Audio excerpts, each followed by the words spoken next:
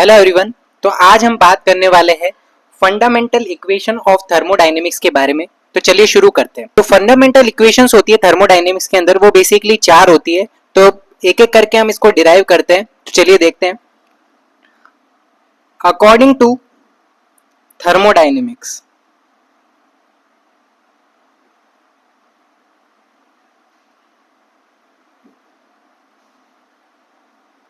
First law के according हमारे पास में क्या होता है? According to thermodynamic first law जो हमारे पास में होता है, उसका मैथमेटिकल एक्सप्रेशन होता है d E is equal to d Q plus W. ठीक है, ये अपन को पता है। इसको हम इक्वेशन नंबर 1 मान लेते हैं। क्या मान लेते हैं? इक्वेशन नंबर 1 मान लेते हैं।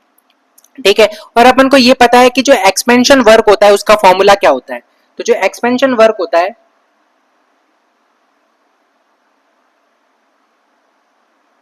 वो होता है हमारे पास में W is equal to minus P D V, जिसको हम इक्वेशन नंबर 2 मान लेते हैं। अब ये जो W की वैल्यू है वो मैं यहाँ पे पुट करने वाला हूँ। क्या पुट करने वाला हूँ कि यहाँ पे पुट करता हूँ तो मेरे पास में आएगा d E is equal to d Q minus P D V. इसको मैं इक्वेशन नंबर 3 मान लूंगा। तो मेरे पास में कुछ इस तरीके की इक्वेशन आई। अब मेरे को सेकेंड लॉ ऑफ थर्मोडायनेमिक्स, जो कि अपन ने पढ़ा नहीं है, फिर भी अपन को एक आइडिया होना चाहिए कि जो सेकेंड लॉ ऑफ थर्मोडायनेमिक्स है वो बेसिकली एंट्रोपी के बारे में बात करता है। अब आप कहोगे कि एंट्रोपी क्या चीज है? तो एंट्रोपी जो होती है वो रैंडमनेस और डिसऑर्डरनेस ऑफ सिस्टम को बोलते हैं। तो हम लिखेंगे डेफिनेशन ऑफ एंट्रोपी के according, according to definition of entropy. तो according to definition of entropy जो है वो हमारे पास में होता है d S is equal to d Q upon T. इसको हम इक्वेशन नंबर 4 मान लेते हैं। जो एंट्रोपी होती है उसको हम एस से रिप्रेजेंट करते हैं, अपन को पता होना चाहिए, जो कि रैंडमनेस और डिसऑर्डरनेस का मेजर होती है। और इसका जो फॉर्मूला होता है वो होता है d S is equal to d Q upon T, जिसको हम कुछ इस तरीके से लिख सकते हैं d Q is equal to T D S. इसको हम इक्वेशन नंबर 5 मान लेते हैं। अब यहाँ पे जो डी क्यू की वैल्यू आई है इसको मैं इक्वेशन नंबर 3 के अंदर पुट करूंगा। Put the value of D Q in equation 4। तो इक्वेशन 4 में जब मैं पुट करता हूं तो मेरे पास में आता है, सॉरी, इक्वेशन नंबर 3 के अंदर पुट करते हैं इक्वेशन नंबर 4 को, यानी डी क्यू की वैल्यू को इक्वेशन नंबर 3 में पुट करते हैं। तो d E is equal to T D S minus P D V निकल करके आता है। ये हमारे पास में क्या होती है? ये जो हमारे पास इक्वेशन निकल करके आई इसको हम फर्स्ट थर्मोडायनेमिक फंडामेंटल इक्वेशन बोलते हैं, जिसको हम ए से रिप्रेजेंट करते हैं। एंड में मैं ये भी बताऊंगा कि इस इक्वेशंस को, चारों इक्वेशंस को याद कैसे रखते हैं। ठीक है, तो ये पहली फंडामेंटल इक्वेशन होती है। उसके बाद में हम देखते हैं सेकंड फंडामेंटल इक्वेशन कैसे निकालते हैं।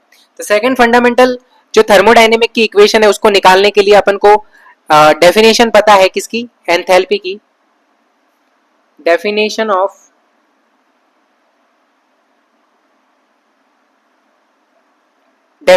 एंथैल्पी।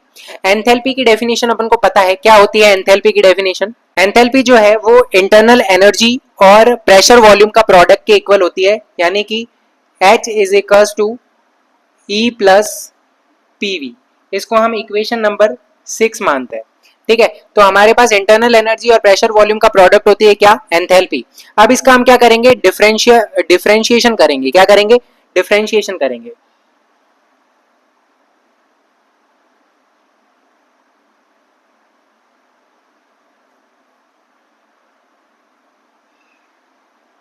ठीक है, तो इसका जब डिफरेंशिएशन करते हैं तो d H is equal to D E, और इसका एक को देखो, जहां पे दो प्रोडक्ट है तो पहले एक को कांस्टेंट रख के दूसरे का डिफरेंशिएशन, फिर दूसरे को कांस्टेंट रख के पहले का डिफरेंशिएशन, यानी कि हम करेंगे तो यहाँ पे हो जाएगा पी डी वी, फिर हो जाएगा वी डी पी। कुछ इस तरीके से यहाँ पे डिफरेंशिएशन होगा। फिर अपन को पता है, अपन ने फर्स्ट इक्वेशन ऑफ स्टेट से यहाँ पे जो इंटरनल एनर्जी है उसकी वैल्यू निकाली है टीडीएस माइनस पीडीवी। तो यहाँ पे इस इक्वेशन नंबर 7 के अंदर हम क्या करेंगे? इक्वेशन ए को पुट करेंगे। Put equation A in equation 7। तो जब इसके अंदर पुट करेंगे हम तो हमारे पास में क्या निकल करके आएगा? D H is equals to T D S minus P D V plus P D V plus V D P. ठीक है, तो इस तरीके से निकल करके आया। यहाँ पे क्या होगा, ये जो माइनस पीडीवी है वो प्लस पीडीवी कैंसल आउट हो जाएंगे और हमारे पास में डी एच की वैल्यू निकल करके आएगी D H is equal to T D S plus V D P. ये हमारे पास में क्या होगी, सेकंड फंडामेंटल थर्मोडायनेमिक की इक्वेशन होगी, जिसको हम बी से रिप्रेजेंट करेंगे। किससे रिप्रेजेंट करेंगे, बी से। तो जो फर्स्ट फंडामेंटल इक्वेशन थी वो आई थी हमारे पास में कौन सी, इंटरनल एनर्जी की, वो आई थी D is equal to T D S minus PDV. और जो सेकंड आई है हमारे पास में फंडामेंटल इक्वेशन वो है d H is equal to T D S plus VDP.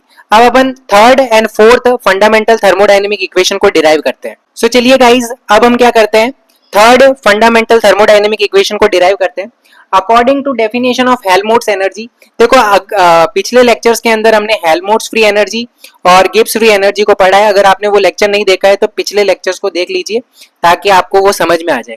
तो हम बात करते हैं according to definition of Helmholtz free energy जो हमारे पास में होती है वो होती है A is equal to E minus T S. ठीक है, ये होता है, इसको हम इक्वेशन नंबर 1 मान लेते हैं। ठीक है, तो a is equal to E minus T S हो जाएगा। अब इसका क्या करेंगे, हम डिफरेंशिएशन करेंगे। तो डिफरेंशिएशन जब करते हैं तो D A is equal to D E minus T D S minus S D T हो जाएगा। ठीक है, इसको इक्वेशन नंबर 2 मान लिया मैंने। ठीक है, इस तरीके से हो जाएगा। अब मैंने फर्स्ट थर्मोडायनेमिक फंडामेंटल इक्वेशन के अंदर डी ई की वैल्यू निकाली थी, जो कि क्या आई थी हमारे पास में, जो आई थी T D S minus P d V आई थी। ठीक है, ये आई थी। अब इसी इक्वेशन को, जो इक्वेशन जो ई है, जो डेल्टा ई की वैल्यू है, मैं यहाँ पे पुट करूंगा यहाँ पे।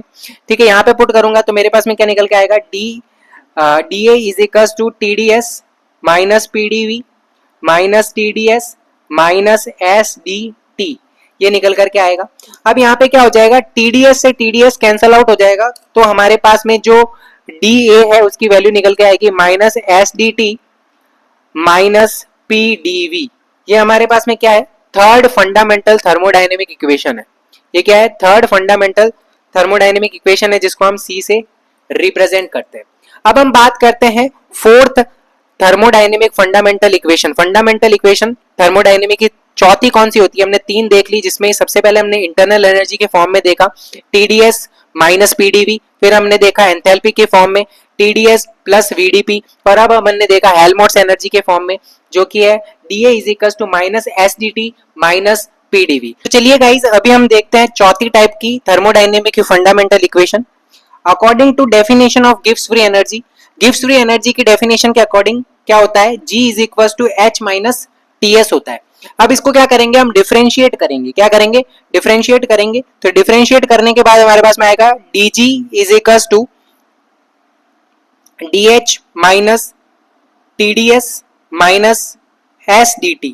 इसको हम क्या मानेंगे, इक्वेशन नंबर 2 मान लेंगे।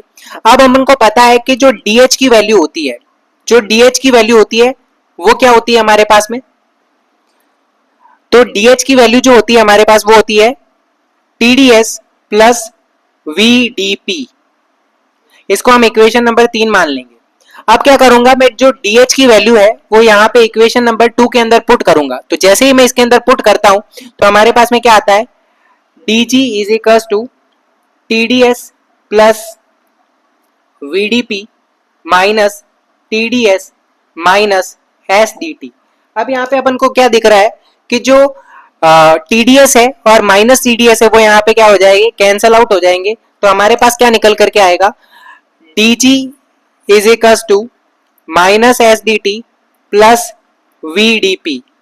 ये हमारे पास में क्या होती है, फोर्थ चौथी प्रकार की क्या होती है, फंडामेंटल थर्मोडायनेमिक की इक्वेशन होती है, जिसको हम डी से यहाँ पे प्रदर्शित कर रहे हैं। ठीक है, तो इस तरीके से हमने क्या देखी, चारों थर्मोडायनेमिक इक्वेशन देखी। सबसे पहला हमने क्या करा था, जो फर्स्ट लॉ ऑफ थर्मोडायनेमिक्स और एक्सपेंशन वर्क का यूज करके हमने इंटरनल एनर्जी के फॉर्म में एक्सप्रेशन निकाला था। वो निकाला था हमने DE is equal to TDS minus PDV. फिर हमने डेफिनेशन ऑफ एंथैल्पी का यूज करके हमने एक्सप्रेशन निकाला, जो कि हमने निकाला DH is equal to TDS plus VDP। उसके बाद में हमने definition of Helmholtz free energy को निकाला, उसके हमने क्या करा, तीसरी फंडामेंटल इक्वेशन निकाली, और लास्ट में हमने क्या करा, जो गिब्स फ्री एनर्जी है उसकी डेफिनेशन को लेकर के हमने क्या निकाला, चौथी प्रकार की थर्मोडायनेमिक इक्वेशन निकाली। अब बात यह है कि इनका यूज बहुत ज्यादा होता है थर्मोडायनेमिक्स के अंदर, तो इसको याद रखने का तरीका क्या है, तो इसके याद रखने का तरीका देख लेते हैं। देखो हमने चार प्रकार की पढ़ी, एक पढ़ी हमने DE की फॉर्म में, एक DH की फॉर्म में, और एक DA की फॉर्म में, और एक DG की फॉर्म में हमने फंडामेंटल इक्वेशन पढ़ी। इसको याद रखने का तरीका सिंपल है। सबसे पहले हमने TDS के फॉर्म में पढ़ा, फिर माइनस SDT और SDT के फॉर्म में पढ़ा। अब यहाँ पे क्या है, माइनस प्लस लगाना है। यहाँ पे PdV, फिर उल्टा कर दो VDP, फिर PdV, फिर वापस से उल्टा कर दो VDP हो जाएगा। तो ये हमारे पास में क्या होगी, चारों की चारों फंडामेंटल थर्मोडायनेमिक इक्वेशन अपन याद कर सकते हैं इजीली, बहुत ही सिंपल है। तो आज की वीडियो में बस इतना ही। वीडियो पसंद आए तो लाइक करें, चैनल को सब्सक्राइब करें। Thank you so much.